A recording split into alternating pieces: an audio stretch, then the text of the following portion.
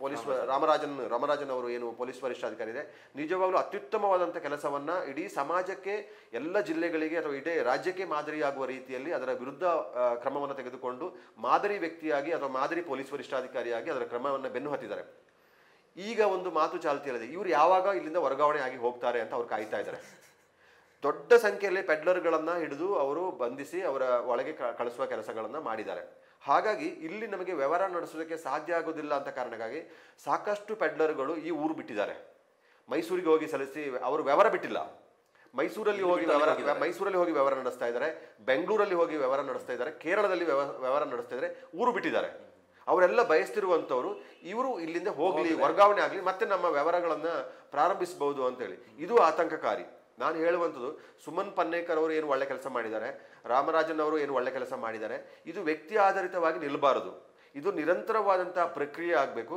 ಪ್ರತಿಯೊಬ್ಬ DYSP ಇದರ ಬಗ್ಗೆ ಆಸಕ್ತಿ ವಹಿಸಬೇಕು, ಪ್ರತಿಯೊಬ್ಬ ಸರ್ಕಲ್ ಇನ್ಸ್ಪೆಕ್ಟರ್ ಇದರ ಬಗ್ಗೆ ಆಸಕ್ತಿ ವಹಿಸಬೇಕು, ಪ್ರತಿಯೊಬ್ಬ ಸಬ್ ಇನ್ಸ್ಪೆಕ್ಟರ್ ಇದರಲ್ಲಿ ಆಸಕ್ತಿ ವಹಿಸಬೇಕು. ನಾನು ಇದನ್ನು ಯೋಚನೆ ಮಾಡ್ತಿದ್ದೇನೆ, ನೀವು ಸಬ್ಜೆಕ್ಟ್ ಚರ್ಚೆ ಮಾಡುವ ಅಂತ ಹೇಳಿದಾಗೆ ನೀವು ಬೇಕಾದ್ರೆ ಯಾವ ವಿಚಾರದಲ್ಲಿ ದುಡ್ಡು ತಗೊಳ್ಳಿ, ಸಾಯಿಲಿ, ಆಚೆ ಹೋಗ್ಲಿ, ನೀವು ಭ್ರಷ್ಟಾಚಾರ ಮಾಡ್ತಾರೆ ಮಾಡಲಿ, ಆದರೆ ಈ ಒಂದು ವಿಚಾರಕ್ಕೆ ನೀವು ಕೈ ಹಾಕಲೇಬೇಡಿ ಅಂತ. ನಯಾ ಪೈಸೆಯನ್ನು ನಾನು ತೆಗೆದುಕೊಳ್ಳುವುದಿಲ್ಲ ಈ ವಿಚಾರದಲ್ಲಿ ಅಂತ ಹೇಳುವಂಥ ಒಂದು ಸಂಕಲ್ಪನ, ಕನಿಷ್ಠ ಭ್ರಷ್ಟಾಚಾರ ಸಂಪೂರ್ಣ ನಿರ್ಮೂಲನೆ ಸಾಧ್ಯ ಆಗದೆ ಹೋದರೂ ಸಹ ಈ ಸಬ್ಜೆಕ್ಟಲ್ಲಾದರೂ ಇಡೀ ಸಮಾಜವನ್ನು ಹಾಳು ಮಾಡ್ತಿದ್ದಾರೆ ಮಾಡುವಂಥ ವ್ಯವಸ್ಥೆಯಲ್ಲಿ ನಾನು ಹಣ ಹಾಕೋದಿಲ್ಲ ಅಂತ ಹೇಳೋದು, ಹಣ ತೆಗೆದುಕೊಳ್ಳೋದಿಲ್ಲ ಅಂತ ಯೋಚನೆ ಮಾಡಲಿ.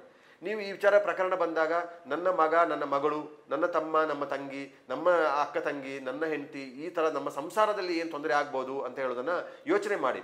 ನನ್ನಲ್ಲಿ ಒಬ್ಬ ಮಾದಕ ವಸ್ತುವಿನ ವ್ಯಸನಿ ಇದ್ದರೆ ಆ ಕುಟುಂಬದ ನೋವು ಏನಾಗುತ್ತೆ ಅಂತ ಹೇಳೋದನ್ನು ಅವನು ಫಸ್ಟ್ ಅರ್ಥ ಮಾಡಿಕೊಂಡು ಆ ಹಣವನ್ನು ಮುಟ್ಟುವ ಕೆಲಸವನ್ನು ಯೋಚನೆ ಮಾಡಲಿ. ನೀವು ಅದರಲ್ಲಿ ಹಣ ತೆಗೆದುಕೊಳ್ಳೋದಿಲ್ಲ ಅಂತಂದರೆ ಇದು ಬರೀ ಪೊಲೀಸರಿಗೆ ಸಂಬಂಧಪಟ್ಟ ವಿಚಾರವಲ್ಲ, ಎಲ್ಲರಿಗೂ ಸಹ ಅನ್ವಯಿಸ್ತದೆ. ಇದರಲ್ಲಿ ಎಲ್ಲರಿಗೂ ಅನ್ವಯಿಸ್ತದೆ ವ್ಯವಸ್ಥೆ ಪ್ರತಿಯೊಂದು. ಇದು ನಾವು ಹೇಗೆಂದರೆ ನೋಡಿ, ಈಗ ಪ್ರಕರಣಗಳನ್ನು ನಾವು ವಿಚಾರ ಮಾಡ್ತಾ ಹೋದಾಗ ಪೊಲೀಸರು ತುಂಬ ಕಷ್ಟಪಟ್ಟು ಈ ಪ್ರಕರಣಗಳನ್ನು ಭೇದಿಸ್ತಾರೆ. ಕಾನೂನಿನಲ್ಲೂ ಸಹ ಹಲವಾರು ಲೂಪೋಲ್ಗಳಿದೆ. ಅಥವಾ ಕಾನೂನಿನ ಲೂಪೋಲ್ ಅಂತ ಹೇಳೋದಕ್ಕಿಂತ ನಮ್ಮ ದೇಶದ ಕಾನೂನಿನ ಸಾರಾಂಶ ಅಥವಾ ಆಶಯ ಏನಿದೆ ಅಂತ ಹೇಳಿದ್ರೆ, 100 ಅಪರಾಧಿ ತಪ್ಪಿಸ್ಕೊಂಡ್ರೂ ಪರವಾಗಿಲ್ಲ, ಒಬ್ಬ ನಿರಪರಾಧಿಗೆ ಶಿಕ್ಷೆ ಆಗಬಾರ್ದು ಅಂತ ಹೇಳುವ ಒಂದು ಆಶಯ.